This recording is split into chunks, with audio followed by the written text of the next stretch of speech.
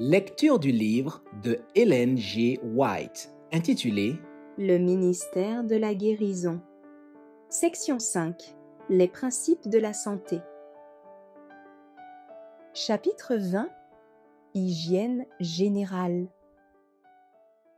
La pensée que notre corps doit être le temple de Dieu, une habitation où sa gloire se révèle, devrait nous pousser à prendre soin de nos forces physiques et à les développer.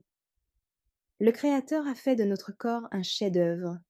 Il faut en étudier la structure, en comprendre les besoins et le préserver de toute atteinte du mal. La circulation du sang. Pour jouir d'une bonne santé, il faut avoir le sang pur. Lorsqu'il contient les éléments nutritifs voulus et qu'il est purifié et vivifié par l'oxygène, il porte partout la vigueur et la vie. Il répare et nourrit l'organisme. Plus parfaite est la circulation, mieux s'accomplit ce travail. À chaque pulsation du cœur, le sang doit pouvoir se rendre facilement et rapidement dans toutes les parties du corps. La taille serrée, les vêtements étroits, la protection insuffisante des extrémités, en un mot, tout ce qui entrave sa circulation le retient dans les organes vitaux et les congestionne. Il en résulte souvent des maux de tête, de la toux, des palpitations de cœur et des indigestions. La respiration. Pour avoir un sang pur, il faut respirer convenablement. Des inspirations profondes au grand air apportent aux poumons l'oxygène qui purifie le liquide nourricier. Celui-ci prend dès lors une teinte rouge vif et va porter la vie dans toutes les parties du corps. Une bonne respiration calme les nerfs, stimule l'appétit, facilite la digestion et assure un sommeil paisible et réparateur. On devrait laisser aux poumons la plus grande liberté possible. Lorsqu'ils fonctionnent normalement, leur capacité s'accroît. Elle diminue s'ils sont gênés ou comprimés. De là les mauvais effets de la pratique si courante, surtout dans les travaux sédentaires, de se tenir penché sur son ouvrage. Dans cette position, il est impossible de respirer profondément. La respiration superficielle devient bientôt une habitude et les poumons perdent leur élasticité. La compression de la taille produit le même effet. La partie inférieure des poumons manque de place. Les muscles abdominaux qui doivent faciliter la respiration ne peuvent jouer librement et les poumons sont gênés dans leur expansion. La quantité d'oxygène reçue de cette manière est insuffisante. Les déchets toxiques qu'il faut éliminer par les expirations sont retenus. Le sang circule lentement et devient impur. Et ce ne sont pas les poumons seuls qui souffrent de cet état de choses, mais encore l'estomac, le foie et le cerveau. La peau devient jaune, la digestion se ralentit, le cœur s'affaiblit, le cerveau s'obscurcit. Les pensées deviennent confuses et l'esprit est envahi par des idées noires. L'organisme tout entier est déprimé et devient particulièrement sujet à la maladie. Les poumons rejetant constamment des impuretés doivent être pourvus d'air pur en abondance. Viciés, ils n'apportent pas une quantité suffisante d'oxygène, et le sang passe dans le cerveau et les autres organes sans être vivifié. D'où la nécessité d'une ventilation parfaite. C'est affaiblir l'organisme tout entier que de vivre dans des chambres fermées, mal aérées, où l'atmosphère est viciée. On y devient particulièrement sensible au froid. Le moindre courant d'air détermine une maladie. Bien des femmes sont pâles et faibles parce qu'elles restent enfermées. Elles respirent le même air jusqu'à ce qu'il soit saturé des substances toxiques éliminées par les pores et les poumons, et ainsi les impuretés retournent dans le sang. Ventilation et soleil.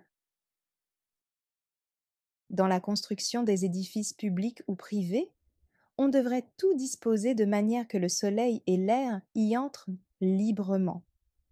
Les églises et les salles d'école sont souvent défectueuses à cet égard.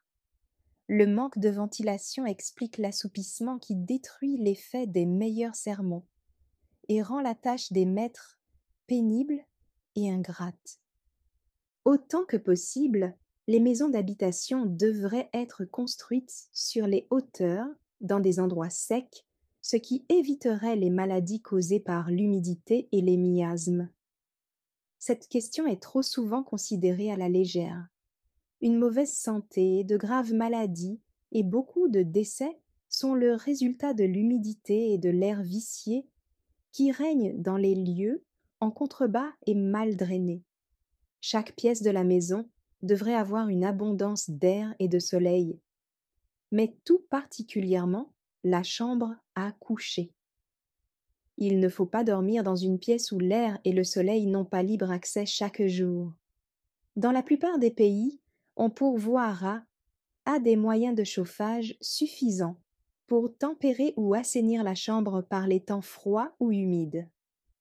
La chambre à coucher des visites doit être aussi bien soignée que celle que l'on occupe tous les jours. Comme les autres, il faut qu'elle ait de l'air et du soleil, et soit munie de moyens de chauffage pour chasser l'humidité qui s'accumule toujours dans une pièce que l'on n'occupe pas habituellement. Quiconque dort dans une chambre sans soleil, ou dans un lit qui n'a pas été parfaitement séché et aéré, expose sa santé et peut-être sa vie. Dans beaucoup de maisons, une place est spécialement réservée aux plantes et aux fleurs.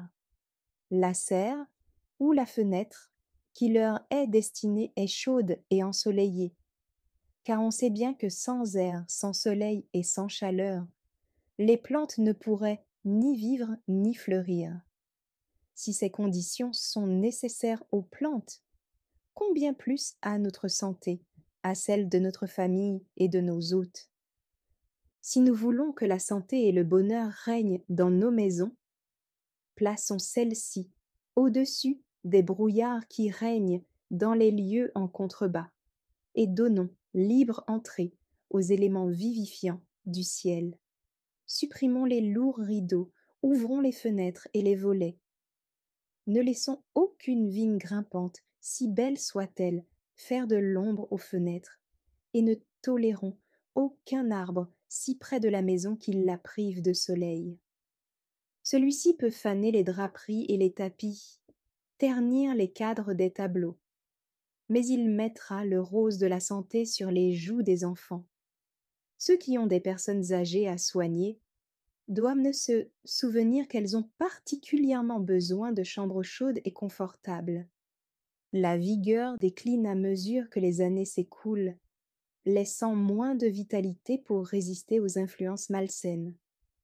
C'est pourquoi il faut aux vieillards beaucoup de soleil et d'air pur. Une propreté méticuleuse est essentielle à la santé du corps et de l'esprit. La peau élimine constamment les impuretés de l'organisme. Les millions de pores sont facilement obstrués s'ils ne sont pas tenus en état de propreté parfaite par de fréquents lavages. Les impuretés qui devraient être éliminées par ce moyen vont surcharger d'autres organes excréteurs.